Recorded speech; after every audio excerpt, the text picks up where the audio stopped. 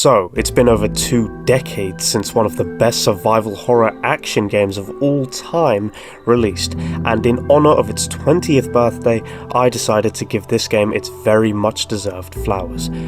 I also realised I am just as old as this game, but oh well. I am of course referring to Resident Evil 4. I love this game to death, and I even love its fantastic remake that came out nearly 2 years ago. Jesus Christ, I'm getting old. So I figured it would be only right to release this retrospective on RE4's 20th anniversary. So please, join me in rural Spain as I celebrate 20 terrific years of Resident Evil 4. And yes, I know this game has been out for 2 whole decades, but I'm still going to issue a huge spoiler warning, as I would hate to ruin this legendary game for those of you who have still yet to experience it or haven't experienced it yet. Go play it now and come back later. You will not regret it. With that being said, guys, I'm Battlefraud, and let's talk Resident Evil 4 2 decades later.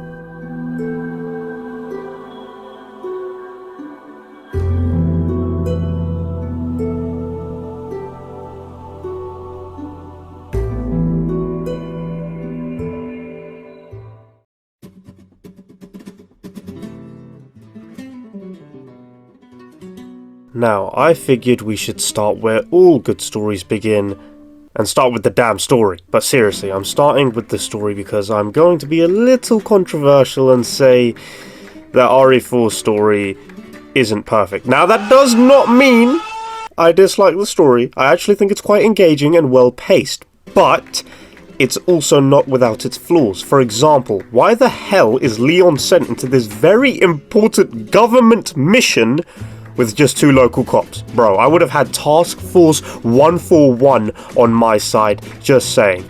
Also, why doesn't Mendez just break Leon's neck right here? I know it's because he realizes that they share the same blood, due to the Las Plagas virus, but then why does he proceed to whoop his ass only moments later just for walking into a room, and then Ada has to save Leon from his would-be fate? And don't even get me started on the section where you get separated from Ashley because she goes full brat mode and runs away from the beta male Leon after he asks her if she's okay. She then proceeds to perfectly stand in the perfect spot, leading to her getting caught in a goofy ass trap, ultimately leading to her being kidnapped yet again. Now, you may think that because of these imperfections the story becomes overall quite bad and that there's no cohesion in the slightest, but actually it's these very moments which give the story its charm and even lets the player know that it's not taking itself too seriously. This charm is found all throughout the game and surprisingly works to the game's advantage. It makes Resident Evil 4 feel like it has an identity. Now, let's actually do a quick rundown of the story. And I do mean quick, because everyone else has done this way better on their channel than I ever could. So if you want to spoil the full story for yourself, then just look it up on YouTube, although I urge you to experience this masterpiece for yourself, now. The president's daughter, Ashley Graham, goes missing, and it's up to Leon S. Kennedy, one of the few survivors of the horrific events that occurred in Raccoon City, to track her down and save her from her kidnappers, who intend to use her as an ultimatum against the entire United States. Leon makes his way through a rural Spanish village which ends up being a very, let's say, dangerous place filled with crazy mind-controlled ganados who would, like to kindly remove Leon's head from his torso. Leon eventually finds Ashley in a church and they make their way through more horrors, ending up in a castle where many of the game's main antagonists reveal themselves, as well as an old, bitter friend that Leon used to have a history with. But Leon does have a secret ally on his side who helps him out more than once on his journey. Ashley gets kidnapped again by Leon's old comrade Krauser, who takes her to a heavily fortified island, to which Leon gets a free ride from Ada Wong, one of his many love interests. Once on the island, he makes his way through many armored ganados, a few biohazardous nightmares, and eventually saves Ashley. And also cures her, as well as her curing him last minute. Literally last minute, this guy was dying. He then challenges Osmond Sadler, the main big bad, to a 1v1 in which Adam Sandler gets utterly wrecked. And then Ada, being the bae that she is, provides Leon and Ashley a way off the island and back home. Well, I mean, after she steals the very important virus, that is. Oh, and the island just so happens to be minutes away from exploding. You know, because why not? Leon pulls off a few sick stunts and in the end saves the president's daughter like a true Sigma. Okay, that was a very brief summary of the story, but I've left out a few obviously important details that I might bring up later. As I said before, yeah, the story is not perfect, but it is so entertaining and engaging, and just drips with character and charm that it works really well even today. The characters all hold up and make this game feel very special, especially for the time. 2005 was ages ago, two decades ago, let me remind you. So these characters being as good as they are is no easy feat, and they still hold up today, which says something. Speaking of which, let's do a quick rundown of the characters. Okay, let me do a quick introduction of our all-star cast. Leon Kennedy is our protagonist. He's been through some crazy stuff, but he manages to keep his aura intact, as well as throw out some goofy ass one-liners that when said to the wrong person will get Leon the fate he deserves. No thanks, bro. The Spanish cop duo who... oh, never mind. Ashley Graham, the most loud teenager I have ever heard in my entire life, who isn't actually too bad, but won't shut the Luis Serra, a charming and weird-ass dude who dies way too soon. Yeah, they did him way better in the remake. Ada Wong, the cool spy with... I can't lie, she's just sex appeal for all the gooners, let's just be honest here. Ramon Salazar, a short little shit who doesn't know what it means to take the L, and kind of screams a lot, I'm not gonna lie. He also has a god complex.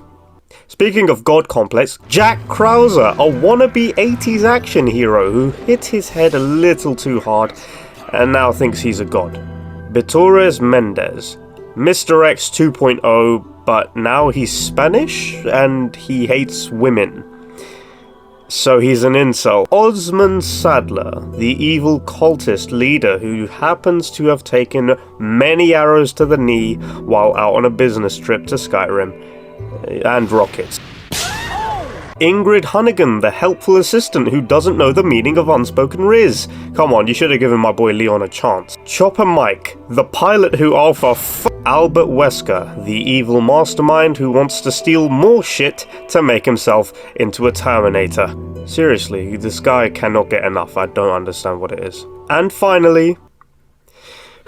the best character in the entire game, the Merchant. No introduction needed, this man is a myth and legend amongst men. A true, absolute beast who just so happens to also sell the Sadler pack. Oh my god. But in all seriousness, these characters remain timeless and hold their charm to this day, 20 years onward, even if some of them die way too early.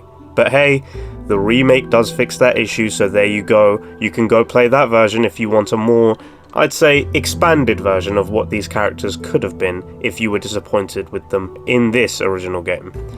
I mean, they do so for Luis, at least. I'm so sorry, Mike, they did you dirty twice, my guy.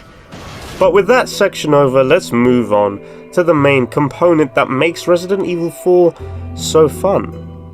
The gameplay.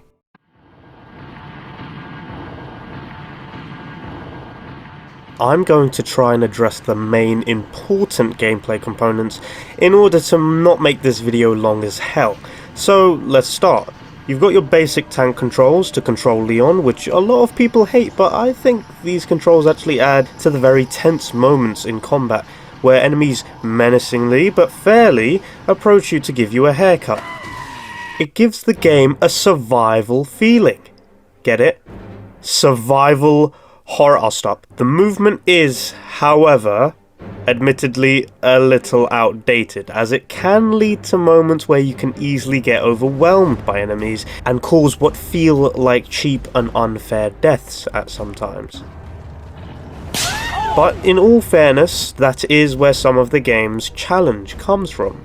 Speaking of challenge, did you know that Resident Evil 4 is one of the few games that actually features adaptive difficulty? Meaning, if you suck absolute balls at the game will recognise this and throw you a bone, making the game more manageable. For example, lowering enemy aggression and making them a little more passive and even easier to take down. But if you're playing like John Wick, barely missing shots and dominating your ops, then the enemies will become increasingly more aggressive and deal more damage. Bruh. With that being said though, this game does a stellar job at making you, the player, feel like an absolute badass. You can pull off some seriously sick moves on your enemies that look straight out of a Tarantino movie. If you hit an enemy in the right spot and stagger them, you can quickly move up to them and perform a kick or a suplex or whatever the hell this is. This is amazing as it encourages the player to take risks and perform these stagger moves, as all enemies nearby will be sent flying. It rewards you for playing the game. You hear that, Dark Souls 2? The more you play, the better it feels, not the other way around. Sorry about that. Anyway, you also have a large arsenal of great weapons at your disposal, and every weapon has value, in my opinion. Did I use some weapons more than others? Sure, but I did so because I got more attached to particular weapons, not because the others were bad, except the mine thrower. Fuck that gun. Leon is quite a strong lad, don't get me wrong, but the guy isn't a Fallout companion who can just hold anything you give him. No, you will need to manage your inventory space. This goes for anything you pick up and hold on to, with the exception of files, treasures, and key items. You have to be careful with what you use and collect, as without the proper storage space available, you can easily find yourself in a situation where you would have to sacrifice an item for another that you think may help you more later down the line. Luckily, with certain items like herbs and ammunition, the game does let you combine new items into ones you already possess in your briefcase. This becomes an interesting thinking game for the player, as they have to make the right decision or just carry on walking like a bum. Overall, the gameplay is in some ways quite outdated, and I personally much prefer the modern controls of the remake, but I do like the authentic charming jank of the original, when it works at least. The game is still very much playable today, and I'd even recommend you play it before you play the remake if you haven't, as it will help you more appreciate the gameplay of both and let you decide which one you more prefer, like I did. Take my word for it, as I have finished both versions multiple times. Anywho, the gameplay is serviceable and is mostly very good and fun to this day. But Battlefraud, what about the QTE? Moving on. The action of RE4 is one of its defining aspects, but sadly led to the detriment of the future games in the Resident Evil franchise until Resident Evil 7 reignited the flames of horror back in 2017. But even though RE5 and RE6 took the action way too far, RE4, in my opinion, performed a perfect balancing act between its horror and action elements. What I mean by that is the game doesn't sacrifice all its horror for the game to just be another Call of Duty sequel, and it doesn't sacrifice all its action either, creating a nice mix of survival horror and action elements in one big badass biohazard package. The game spaces out its action well, as most of it occurs in cutscenes and QTEs, but depending on how you play, you can make the game more action or horror oriented as you want. Yes, I'm referring to you psychopaths who play with only the knife. In your playthrough, Leon can become the Lord of Death, or a complete and utter wuss. It all depends on your playstyle, and if you want to spam the infinite rocket launcher. But you can't avoid the preset badassery that the game presents to you. The Krauser knife fight, the fight between you and Mendez in a barn burning down to the ground, the final battle with Sadler, or even the stylish and bombastic final escape on a jet ski from the island at the end of the game. Resident Evil 4 not only has a bunch of amazing action in store, but the action itself packs a serious punch, and still holds up in my opinion. no matter how goofy or stupid it may be.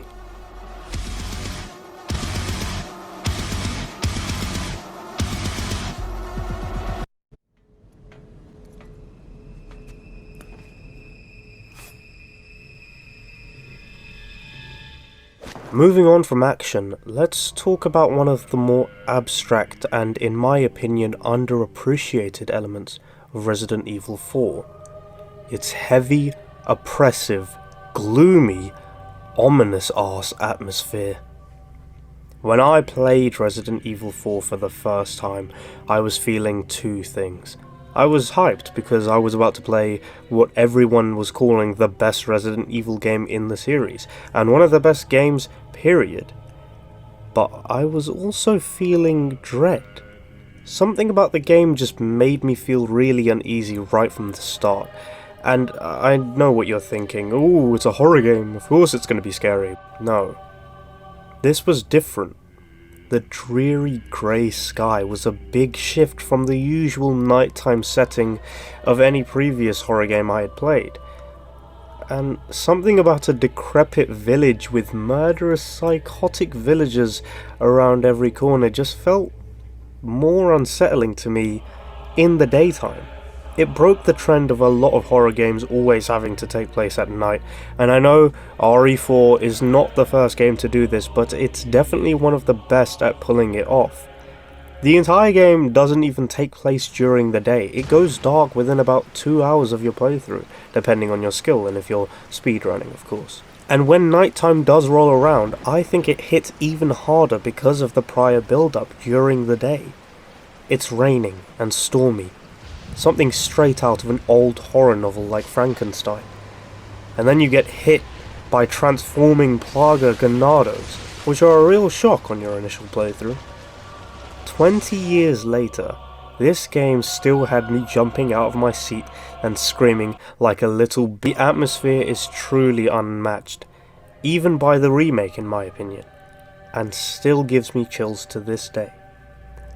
Eventually though, the game loses a bit of its horror when you reach the island. You're taking down hordes of militarized villagers and steadily approaching the end of the game. You're probably thinking, this game was a little scary and creepy during the village and castle chapters, but this is getting too easy and light for me. And then you see it. One of the creepiest monsters in the entire series, for me at least.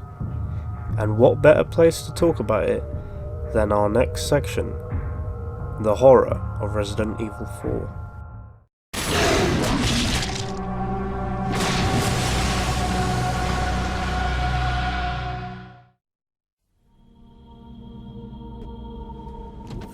You're in a lab of some sort and need to find a keycard to open a freezer. You get a glimpse of some sort of humanoid creature in one of the rooms.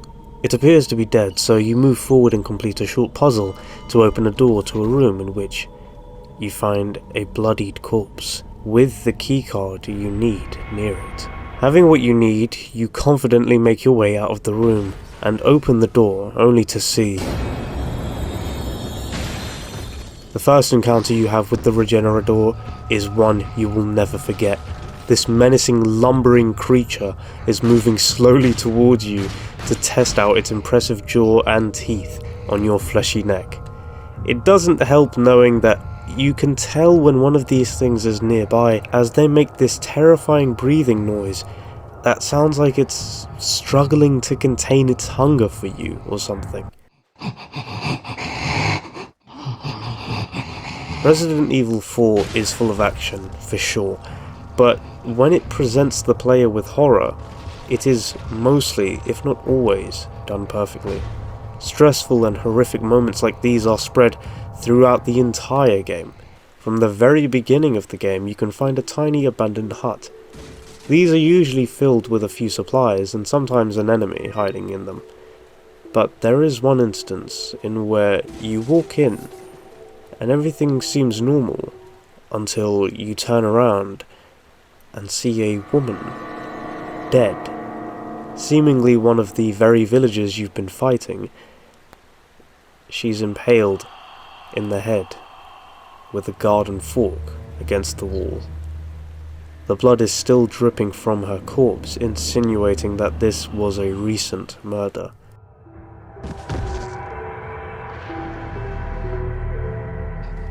The game pulls off this world building so well, and it still holds up for me. It even outdoes some recent horror games in my opinion. Whether you're in a stressful, tense encounter with your enemies, screaming about how they're going to murder you in Spanish, or walking through the desolate halls of a terrifically gothic castle. This game might not be the scariest game in the Resident Evil franchise, but it is definitely one of the best at building a horrific world. Even the music is horrifying. One of the tracks features the anxiety-inducing sound of a telephone ringing. Pick up the phone, bro! I'm busy! Even 2 decades later, this game still gets the blood pumping and the sweat pouring. No, seriously, someone get me a towel. This game is up!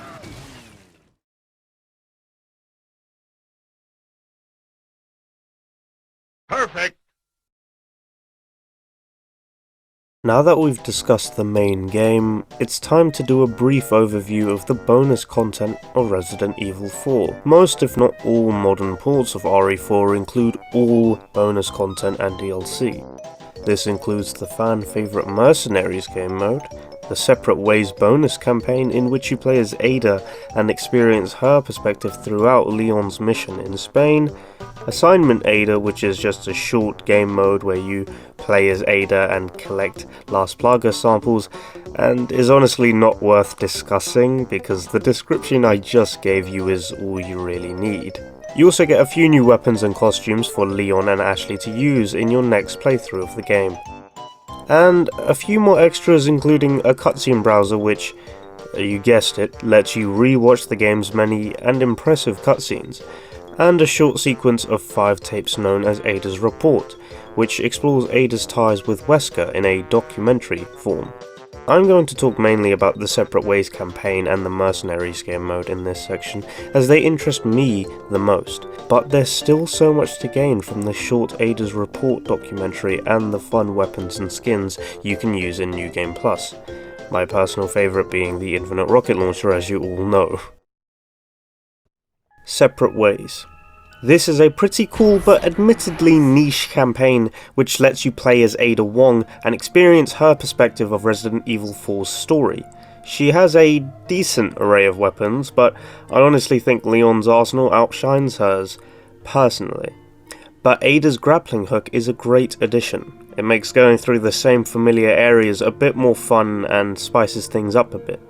There's not really much I can say about Separate Ways other than it's a great addition to the base game, which even weaves some twists and turns into its own plot, which may surprise the player.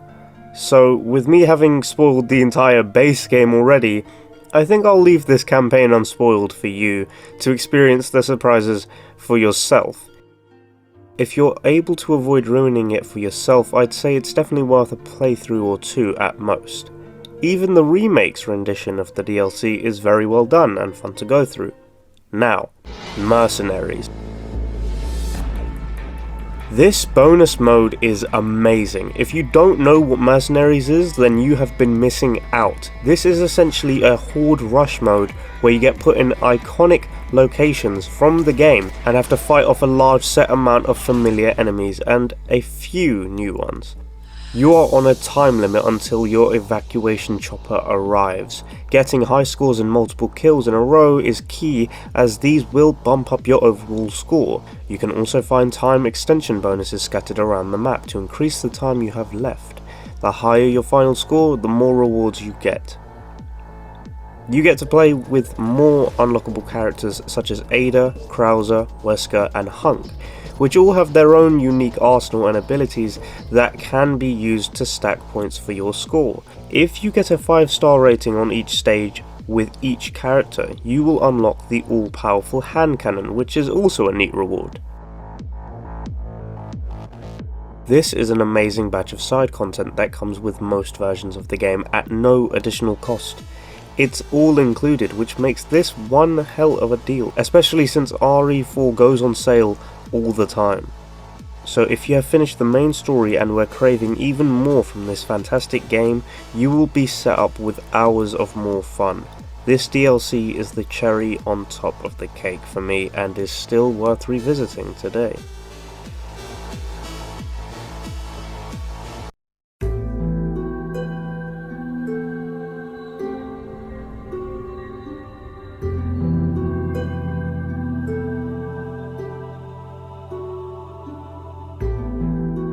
So, now that we've finally covered most, if not all, of what Resident Evil 4 from 2005 has to offer, 2 decades later, I can now confidently say it's still one of the best games ever made.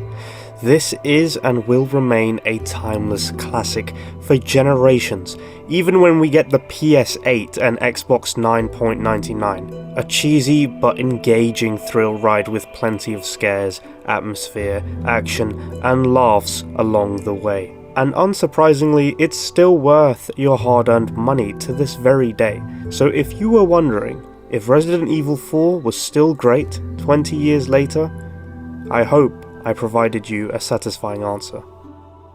The game has so much to offer, not only with its story, but amazing DLC and bonuses, but also with the experiences it leaves you with.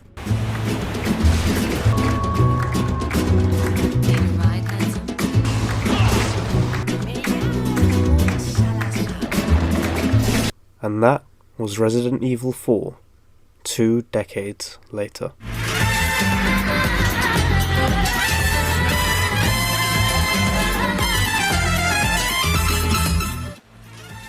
This was my first time attempting a video in this format, and I thought I'd kick it off with an absolute banger of a video game. I hope you guys enjoyed the video, especially if you've watched up until this point.